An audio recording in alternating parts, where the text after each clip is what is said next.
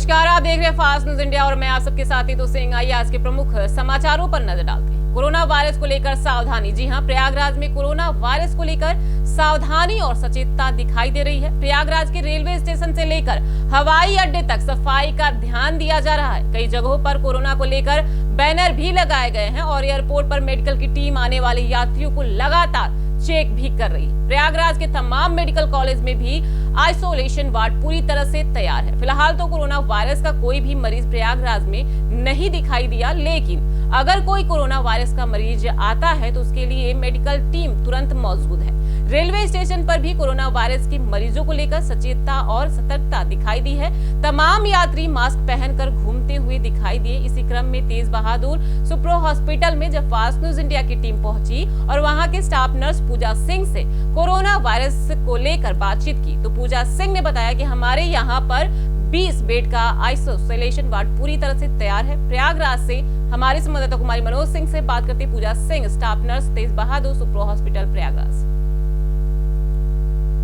के बेली हॉस्पिटल में हूँ और बता दें कि जैसे पूरे भारतवर्ष में कोरोना फैला हुआ है और आज की बात करें तो भारत में 111 मरीजों की संख्या बढ़ गई है। तो हम इस समय बात कर रहे हैं बेली हॉस्पिटल के ही एक स्टाफ से। जी बताइए, आपके यहाँ कोरोना को लेके क्या सुविधा है और क्या बचाव रखा गया है?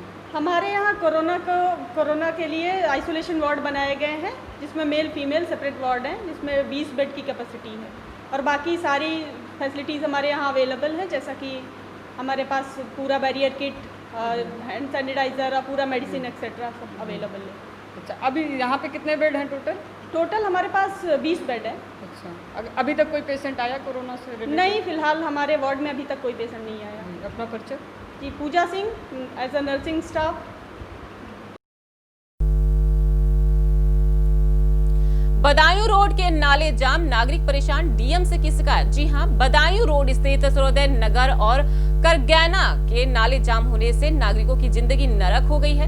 नागरिकों का कहना है कि बारिश के कारण नाले जाम होने से गंदा सड़ा पानी सड़क पर आ जाने के कारण नागरिकों की आने जाने और पूजा पाठ के लिए निकलने और महिलाओं को गंभीर समस्या से निजात दिलाने की जिलाधिकारी से मांग की गई है। नागरिकों का कहना है कि संपूर्ण समाधान दिवस और तहसील दिवस में भी समस्या को लेकर ज्ञापन दिया जा चुका है। अनेक बार नगर आयुक्त और मेयर की भी इस समस्या से अवगत करा दिया गया है। नालों पर अतिक्रमण करने की वजह से सफाई नहीं हो पा रही है। निवासी प्रमोद कुमार के नेतृत्व में जिलाधिकारी से मिले और समस्या का निदान करने और नालों का अतिक्रमण मुक्त कर जल भराव से निजात की मांग की गई है।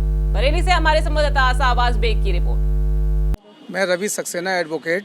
मैं ये भी कहना चाहूँगा कि इस नाले के निर्माण के लिए जुलाई 2019 में 6 या 6.5 करोड़ का बजट पास हुआ था। उसके बाद ये अखबार में आया और उसके बाद ये नवंबर में भी इसकी दैनिक जागरण अमर उजाला में इसकी न्यूज़ आई, लेकिन आज तक ये पता नहीं लगा है कि ये बजट गया कहाँ, इस नाले का निर्माण क्यों नहीं हुआ। इस नाले का निर्माण जो है बालाजी पुलिया से लेकर जुए की पुलिया तक होना था। हम ये जानना चाहते हैं कि ये निर्माण क्यों नहीं हुआ और ये अगर निर्माण हो जाए तो सारी कॉलोनी का पानी, इवन जो सर्वोदय नगर, बीडीए कॉलोनी, सारे का जो है यहाँ से पास हो जाएगा और जो घर में, टॉयलेट में, बरांडे में, कमरों में जो ये पानी घुस रहा है, इससे हम लोग को मुक्ति मिलेगी। मैं ये कहना चाहता हूँ कि मेयर साहब, डीएम साहब और जो भी हैं इस पर तुरंत संज्ञान लें और हमें इस कष्टदायक जीवन से मुक्ति दिलाएं। अच्छा, ये आपने कहाँ का किसी से अधिकारी शिकायत करी अब तक जो है आपने अभी हमारे सहयोगी ने बताया था सब सभी जगह जी, डीएम साहब से, एडीएम साहब से और अभी हम नगर आयुक्त से और अभी कोशिश करेंगे कि हम मेयर साहब से भी मिलने जाएं। मेयर आयुक्त से भी मिले, हाँ, मेयर से भी मिल चुके हैं। तो अगर ये सीधा संज्ञान लिया जाए तो ये और एक बार इसका निरीक्षण करा लिया जाए उस रोड का कि किस किस कॉलोनी में कितना पानी भरा है, जो आदमी निकल भी नहीं सकता है इसमें। तो इसका निरीक्षण करा कर इसका तुरंत समस्या का समाधान करें। तो बहुत बहुत धन्यवाद आपका। क्या नाम है आपका? प्रमोद कुमार। क्या समस्या है? समस्या ये कि बरेली बदायूं जो रोड गया उसके पूर्व साइड में ये जो नाला गया है, इसमें कूड़ा कचरा गंदगी भर जाने से ये ओवरफ्लो है, पानी का निकास नहीं हो पा रहा है। तो सर्वोदय नगर के रहने वाले जो कॉलोनी के लोग हैं वहाँ रोड पर काफ़ी पानी आ गया, जिससे वहाँ के निवासियों को आवागमन में बड़ी समस्या होती है। इस समय भी करीब 1.5-2 फुट पानी भरा हुआ रोड पर। हम कई बार जो है नगर आयुक्त से भी मिल चुके हैं, डीएम साहब को संपूर्ण समाधान दिवस में भी प्रार्थना पत्र दे चुके हैं, लेकिन न तो मोबाइल नंबर पर कोई मैसेज गया है, न व्यक्तिगत रूप से वहाँ इनका कोई नुमाइंदा पेश हुआ है। स्थिति है, आज भी मैं डीएम साहब से मिला तो उन्होंने कहा नगर आयुक्त से मिलिए। मैंने कहा कि जितने प्रार्थना पत्र दिए सब दबा के बैठ जाते हैं, उन पर कोई भी कार्रवाई नहीं हो रही, आज तक सफाई हुई है, जिससे वहाँ पर ओवरफ्लो होने से कॉलोनी में जबरदस्त परमानेंट पानी भरा हुआ है। कौन सी कॉलोनी? सर्वोदय नगर। सर्वोदय नगर। तो स्थिति है कि अगर ये जो है बरेली बदायूं पूर्व साइड में नाला ये मशीनों से साफ हो जाए तो पानी का निकास हो जाएगा, तो कॉलोनियों की नालियों का पानी इसमें आएगा, इस समस्या का समाधान हो जाएगा। ग्रंथी ने किया गुरुद्वारे पर कब्जा। बरेली में गुरु नानक सत्संग सभा चेयरमैन इंद्रजीत सिंह अवतार सिंह एसएसपी से मुलाकात कर गुरुद्वारे को ग्रंथी से कब्जा मुक्त कराने की मांग की है। उन्होंने बताया कि डिफेंस कॉलोनी इज्जत नगर के गुरुद्वारे में चंदा एकत्र कर धार्मिक कार्यक्रम आयोजित करते हैं। 10 जून 2018 को ग्रंथी बहाल सिंह को गलत कार्य के चलते गुरुद्वारे से हटा दिया गया। बहाल सिंह तब से गुरुद्वारे पर कब्जा जमाए बैठा है और हटाने के नाम पर जान से मारने की धमकी देते हैं। गुरु नानक सत्संग और सभा के कार्यकर्ताओं ने एसएसपी की शिकायत पत्र सौंपते हुए बहाल सिंह के गुरुद्वारे को मुक्त कराने की मांग की है। उन्होंने कहा कि बहाल सिंह बात पर झगड़े पर उतारू हो जाता है, ऐसे में कोई भी अप्रिय घटना घटित हो सकती है। हम लोग लड़ाई झगड़ा नहीं चाहते हैं। बहाल सिंह आत्मदाह की धमकी देता है। एसएसपी से थाना इज्जत नगर को उचित कार्रवाई के निर्देश दिए हैं। बरेली से हमारे संवाददाता शाहबाज बेग की रिपोर्ट। हरपाल हम जानना चाहेंगे किस संबंध में आप लोगों के यहाँ पे आना? सर, हम यहाँ पे आए हैं गुरुद्वारा इज्जत नगर पे पिछले पूर्व ग्रंथी बहाल सिंह ने मुकदमे दायर कर रखा है। जो गुरु कमेटी के उसके सदस्यों सभी ऊपर उन्होंने केस फाइल कर रखे हैं, उनके सारे एडवोकेट हैं। आए दिन झूठे केस फाइल करके हम लोगों को प्रताड़ित किया जाता है। किसी न किसी धारा के अंतर्गत हमको आए दिन कोर्ट कचहरी पे आना पड़ता है। हम सभी लोग जो यहाँ एकत्रित हुए हैं सिर्फ गुरुद्वारे की सेवा के संबंध से हम जुड़े हुए हैं। सर, हमें कोई सैलरी नहीं मिलती थी, कुछ नहीं मिलता, सिर्फ गुरु घर की सेवा, गुरु की सेवा में हम लगे हुए थे। निष्पक्ष निष्काम सेवा करते थे। आए दिन वो झूठे मुकदमे फाइल करके अपनी बेटी को आगे करके, अपनी वाइफ को आगे करके, कभी कहते हैं कि हमारी बेटी के ऊपर गलत नज़र रखते हैं, कभी कहते हैं मेरी पत्नी के ऊपर जबरदस्ती करने की कोशिश की गई है, मारपीट की गई है। अभी भी हम आपको दिखाना चाहेंगे, ये देखिए एफिडेविट लेके हम यहाँ पर खड़े हुए हैं एसएसपी ऑफिस के यहाँ, और यही हम ज्ञापन देने आए हुए हैं कि सर ये जो केस फाइल करते हैं आए दिन झूठे केस फाइल करके हम लोगों को परेशान किया है। अभी आप अंदर मुलाकात करके आए तो आपको क्या आश्वासन? सर, अभी आश्वासन कुछ नहीं मिल पाया, एप्लीकेशन दिया, उन्होंने कहा है कि अभी 10 से 15 मिनट लग जाएंगे आपको मिलने के। ये कहाँ का मामला है?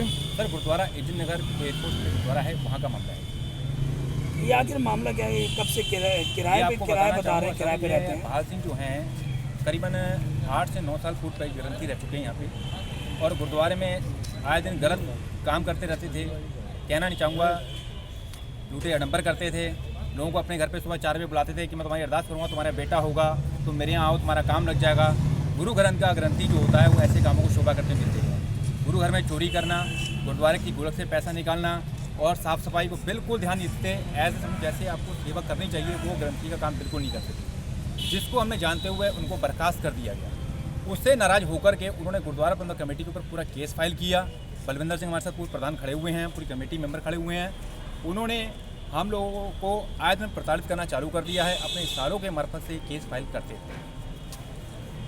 कांग्रेस ने रिक्शा चलाकर किया पेट्रोल डीजल के दाम बढ़ोतरी के खिलाफ प्रदर्शन। जी हां, बात कर रहे हैं बरेली जिला के कांग्रेस कमेटी के कार्यकर्ताओं ने जिला अध्यक्ष मिर्जा अशफाक सकलैनी और महानगर अध्यक्ष चौधरी असलम मियां के नेतृत्व में कलेक्ट्रेट पर डीजल और पेट्रोल के दाम बढ़ोतरी के खिलाफ रिक्शा को चलाकर धरना प्रदर्शन किया और अंतर्राष्ट्रीय स्तर पर कच्चे तेल की कीमतों में आई गिरावट के बाद भारत में डीजल पेट्रोल के दाम कम करने की मांग की है। कांग्रेस कार्यकर्ताओं ने कहा है कि आज देश भीषण आर्थिक मंदी से गुजर रहा है, नौजवानों के पास रोजगार नहीं है, ओला और बारिश से किसान तबाह हो चुका है, किसान की उसकी फसल का दाम भी नहीं मिल पा रहा है। भाजपा सरकार की जन विरोधी नीतियों का खामियाजा गरीब जनता झेल रही है और सरकार अपने पूंजीपतियों के लाभ पहुंचाने का काम कर रही है। उन्होंने किसानों को 10-10 लाख का मुआवजा देने की मांग की है। धरना देने वालों में महेश चंद्रा, राजेंद्र सागर, राज शर्मा, जिया उर रहमान, मोहम्मद हसन, डॉक्टर सरबत हुसैन हशमी, आदित्य सिंह, सन्नी तिवारी, अफरोज मियां, विजय मौर्य, मुस्ताक गद्दी आदि उपस्थित रहे। बरेली से हमारे संवाददाता शाहबाज बेग की रिपोर्ट। क्या मामला है जो ज्ञापन दिया? जैसा कि आपको मालूम है, पूरे देश में हंगामा ड्रामा करने के बाद महंगाई के नाम पर ये लोग सत्ता में काबिज हुए। और आज जब से सत्ता में काबिज हुए, लगातार ये डीजल, पेट्रोल और गैस के दामों में बढ़ोतरी करे जा रहे हैं। चुपके 435 रुपये का सिलेंडर था हमारी कांग्रेस की सरकार में, आज 850 रुपये का 750 950 रुपये तक सिलेंडर पहुँच चुका है। आज जो हम ये कहना चाहते हैं कि हमारे $97 प्रति बैरल जो कच्चा तेल हुआ करता था, आज इस सरकार के अंदर आज की डेट में कच्चे तेल की कीमत $41 प्रति बैरल है और ये आधे दाम होना चाहिए सरकार में। लेकिन हमको लगता है पूरे देश की सरकार को अडानी अंबानी और चला रहे हैं, ये ईस्ट इंडिया कंपनी की तरह ये इस देश को चलाना चाहते हैं। ये पूरा देश अडानी और अंबानी को गिरवी में रख चुके हैं और लगातार उनको फ़ायदा पहुंचाने के लिए इस देश की जनता के खून पसीने की कमाई को इकट्ठा करके मोदी और अंबानी को देना चाहते हैं। मैं ये कहना चाहता हूँ, लाखों लाखों करोड़ के कर्जे जब अंबानी के माफ़ हो सकते हैं, अडानी के माफ़ हो सकते हैं, हज़ारों करोड़ रुपया लेकर येस बैंक का मालिक राणा कपूर भाग सकता है, ललित मोदी भाग सकता है, तो हमारे किसान जो आज आत्महत्या कर रहे हैं कर्जे के लिए, जिन पर 10,000 और 20,000 का कर्जा है, उन्हें प्रशासन परेशान करता है, उन्हें तहसील परेशान करती है। ये कौन सा नियम है कि जनता को परेशान करके आप पूंजीपतियों को भरना चाहते हैं? ये देश की सरकार भ्रष्टाचारी है। ये देश की सरकार केवल हिंदू मुस्लिम के नाम पर लोगों को गुमराह करके भ्रष्टाचार का बड़ा घोटाला करना चाहती है और कर रही है। जब बड़ा घोटाला होता है, येस बैंक का घोटाला हुआ तो आपने मध्य प्रदेश सरकार पर लगा दिया लोगों का ध्यान। जब आपने दिल्ली दंगा कराया तो आपने कोरोना पे ध्यान लगा दिया। इसी तरह से ये लोग ध्यान भटकाने का काम करते हैं, इस देश को गर्क में ले जाने का काम करते हैं। हम निंदा करते हैं, आलोचना करते हैं और ये चैलेंज करते हैं कि तेल के दाम अगर आधे नहीं हुए तो कांग्रेस पार्टी सड़कों पर उतरेगी, आंदोलन करेगी, धरना प्रदर्शन करेगी, चुप नहीं बैठेगी। कमलेश ठाकुर जी बताइए क्या मामला है? क्या मामला है जो ज्ञापन दिया है? आज हम लोग महंगाई के खिलाफ ज्ञापन देने आए हैं प्रदेश सरकार के अनुसार।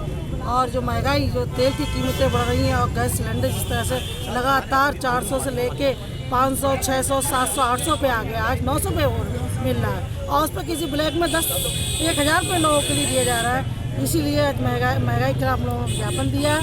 रसोई इतनी महंगी हो गई है, दालें से लेके सब्जी से लेके आम व्यक्ति इतना परेशान है कि वो रोज़ के माध्यम से रोज़ इतना कमा ही नहीं पा रहा है सरकार में, तो व्यक्ति को रोज़ का खाना मुश्किल पड़ रहा है, सच्चाई पूछो तो।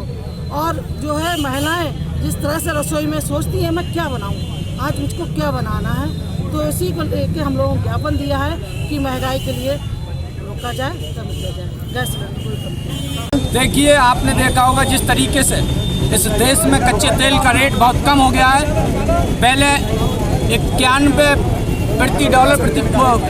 रुपये डॉलर प्रति बैरल था, आज वो 41 रुपये घट कर रह गया है।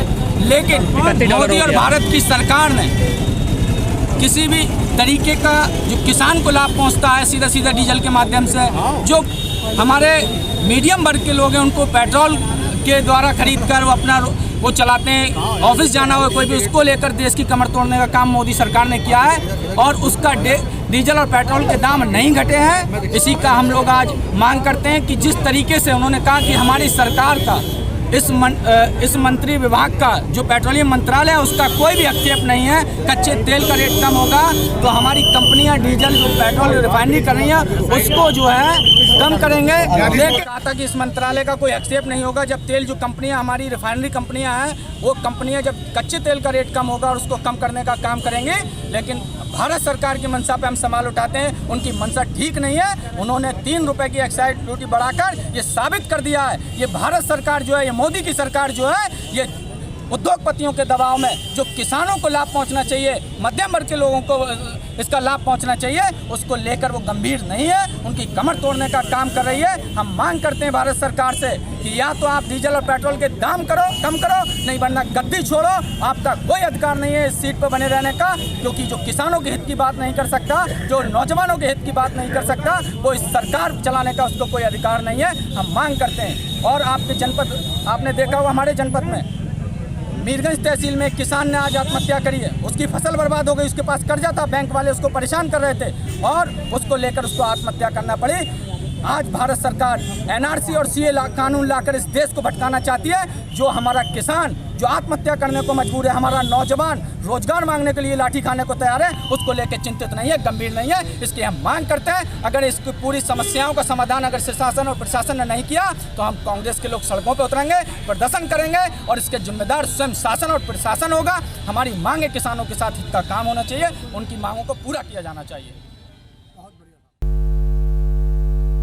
कोरोना वायरस को लेकर रेलवे अलर्ट। बरेली जंक्शन पर किया गया क्लोरीन का छिड़काव। जी हां, बरेली में कोरोना के कहर से बचने के लिए हर महकमा अपनी तैयारियों में जुटा हुआ है। वहीं बरेली जंक्शन पर भी एहतियात बरता जा रहा है। स्टेशन अधीक्षक सत्यवीर सिंह की तरफ से जंक्शन पर क्लोरीन का छिड़काव किया गया है। कोरोना से निपटने के लिए क्या कुछ तैयारियां जंक्शन पर की गई हैं। रेलवे के डिब्बों में और स्टेशन पर सभी जगह पर क्लोरीन का छिड़काव किया गया है। ट्रेनों के हैंड पाइप पर भी क्लोरीन का छिड़काव किया गया। बरेली से हमारे संवाददाता शाहबाज बेग की रिपोर्ट।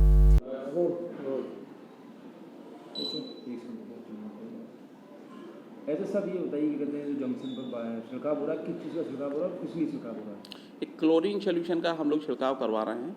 आजकल कोरोना का ज़्यादा प्रकोप है, तो हमने अपने यात्रियों को और अपने कर्मचारियों को कोरोना से बचाने के लिए, कोरोना का प्रभाव को कम करने के लिए क्लोरीन सोल्यूशन का हम लोग छिड़काव करवा रहे हैं। कहाँ का छिड़काव हुआ है? सभी प्लेटफॉर्म्स पे, सभी बिल्डिंग्स में, टाइल्स पर, फर्श पे और फुट ओवर ब्रिज के रेलिंग्स पे, उसके जो सीढ़ियाँ हैं उन पे, रेलिंग्स पे, और जो गाड़ियाँ खड़ी हो जाती हैं उनके जो हैंडल्स होते हैं उन पे भी हम लोग कोशिश करते हैं ये सभी कवर हो जाएं।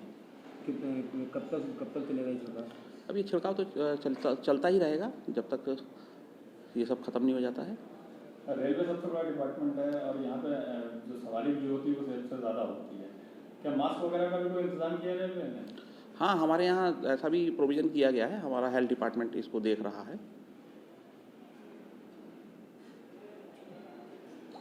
ये थे अभी की कुछ खास खबरों के लिए आप लगातार बने रहिए हमारे फास्ट न्यूज इंडिया के साथ। तब तक के लिए मुझे दीजिए इजाजत।